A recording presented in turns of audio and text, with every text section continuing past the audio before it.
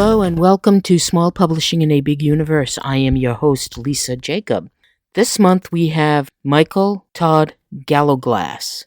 Coming from our sponsors this month, from Water Dragon Publishing, Stars Like Fields of Clover by C.J. Eric, Sized by Elaine Midco, and Ashes to Ashes, Diamonds to Dust by Andrew Rucker Jones.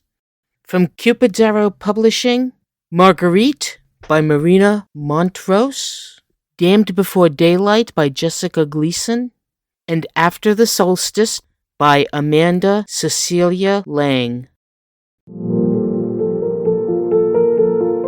Young advocate Arthur Enlight lives in a seemingly benign society based on social harmony and cooperation. One day, Grandpa Jones shows up in Arthur's office asking that Arthur represent him.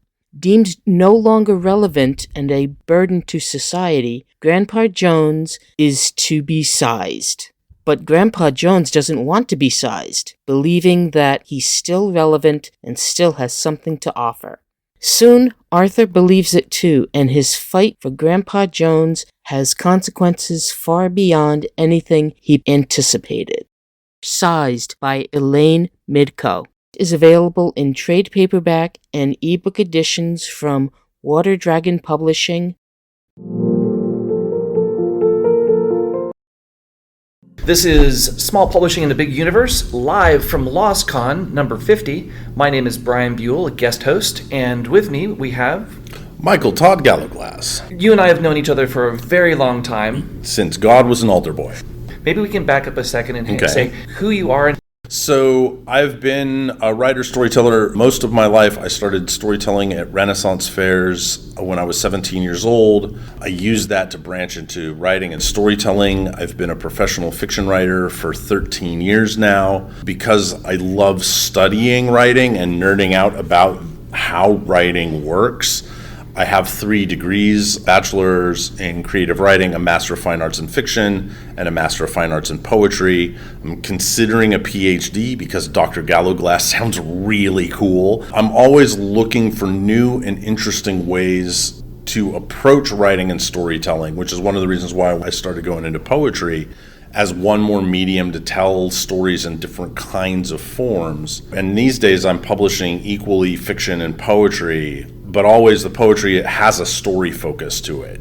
Maybe a little short one, but I've done longer form poems. But for me, it's writing is writing, and good writing is good writing. And I want writing that succeeds on every level. From the sentence level, the writer has made the conscious choice by how the sentences all work together to create this narrative that just takes me all the way through the end. But I also want story. I want something that happens.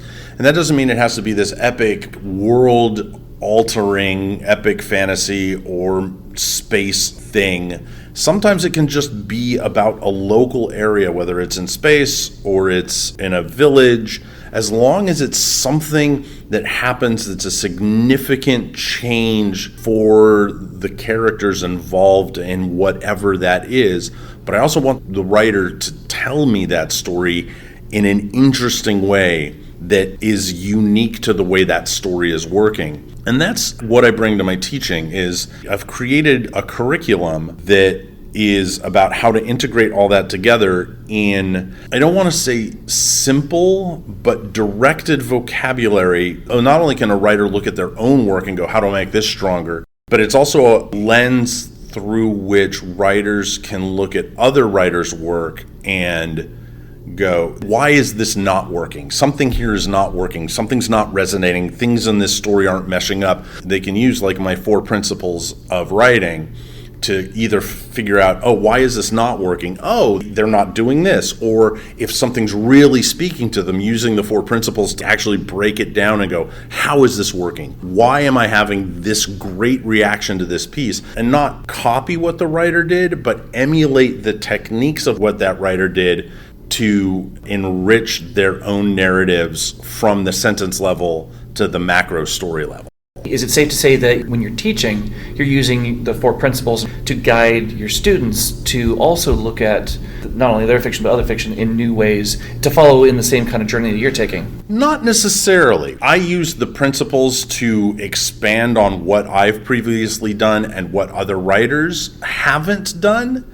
However, I don't want to dictate to students their journey. I want to give them tools that will assist them in following the journey that they're interested in following. But if somebody wants to write another super huge, epic Game of Thrones, Wheel of Time, Starlight Archives, epic fantasy, I don't want to tell them not to do that. My curriculum is not about doing that. My curriculum is, how do they then tell the absolute best epic scale fantasy, multi-volume fantasy that they can do, because there's new ways to tell that story in a way that's engaging that maybe somebody hasn't explored before. I want writers to have the tools to be able to follow their dreams and create the stories that are resonating in their hearts. And I think that's one of the biggest challenges coming from academia, is too many academics want to tell people this is the kind of story that you should be writing. I got that a lot being a genre writer in academia, especially in my undergrad. I think if you were to grab any writer out of the hallway and ask them, they would probably come back with something that resembles imposter syndrome. So what advice would you have for them to turn that around so that they could use the confidence and get past the imposter syndrome and do the work? It's kind of hard for me to answer that question now without seeming like I'm a little disingenuous, because I'm not one of the super huge big names, but I'm invited to cons and people buy my books and tell me they love my books. So it's hard for me to do the imposter syndrome thing because I don't feel like an imposter anymore, but that lies into the difference between confidence and ego. One of the things that helped me with that, and I'm not saying anybody else needs to go and do this to be a success of any kind in writing, but going and getting my degrees where I got my degrees really helped with me being able to go, no, I know my stuff. I'm good at this. One of the things in my own personal writing right now that's really kind of lifting me up is I'm doing a daily poetry thing this year. When I write a poem, I can go, oh, yeah, I need to tweak a couple of things and that poem's ready. Or I write the poem and I'm like, oh, that's going in the shelf because I need to distance myself from that first draft, but there's something in there and I don't know what that something in there is. And if I try to re-explore it right now, I'm going to muck it up. And then I'll go back to it and be able to go, let's let that part of the poem breathe and see what that does. And I do that with my poetry, and I'm thinking that I'm starting to get to that point with my fiction, because I put one of my novel projects aside because there was some jumbly stuff in my imagination about how to proceed forward. Okay, let's put it aside. Then we'll come back to it and reread it and then see what seeds I'm planting that I need to water. I'd like to end with, what advice is your favorite to give to new writers, or that's your favorite advice to give? I'm going to give two. For the longest time, one of the best pieces of advice, I was at a World Fantasy Convention. I was 26, wet behind the ears. I don't want to say who, because I may misquote who gave me the advice. Don't quit your day job. What's the best advice you'd have for a young up-and-coming writer? And somebody told me, have a life so you have something to write about. And then the one that I've learned that comes from my own experience of being a writer is figure out your process. How is it that you do the writing, no matter what that is? And no matter what anybody else tells you, your process is your process and it's right for you if you're getting the words done. Figure out your process and fall in love with that, because that's the thing that's going to keep you going when the imposter syndrome and the insecurities are going. So have a life so you have something to write about, and then fall in love with the process of having something to write about. Thank you very much. Oh, my pleasure, man. Thanks. This has been fun.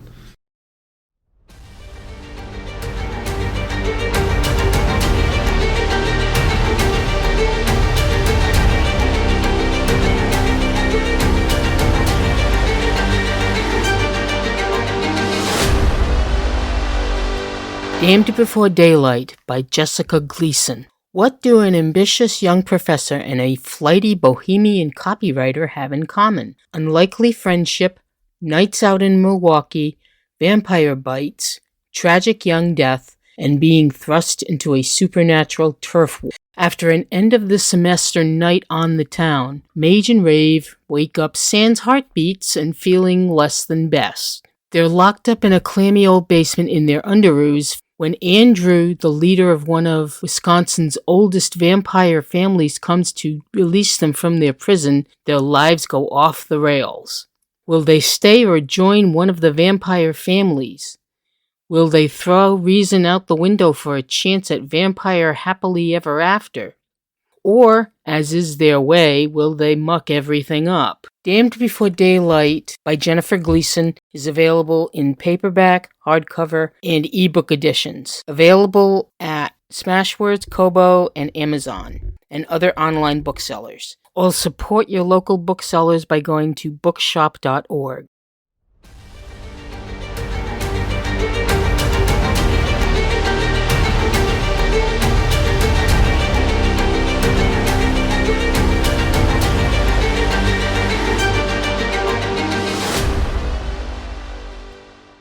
Thanks again to our guest. Also, thanks to our guest host, Brian C.E. Buell.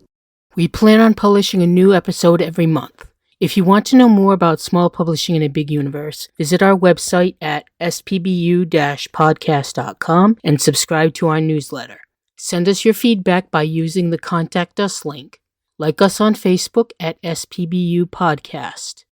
To find out more about the books and other products featured during this episode, please visit the Small Publishing in a Big Universe Marketplace at spbu-marketplace.com.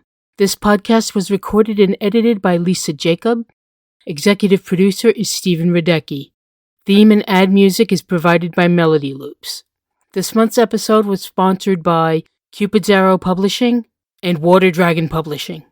You can listen to our podcast on Apple Podcasts, Spotify, Amazon Music, and most of your favorite podcast services. Thank you very much for listening, and see you next month.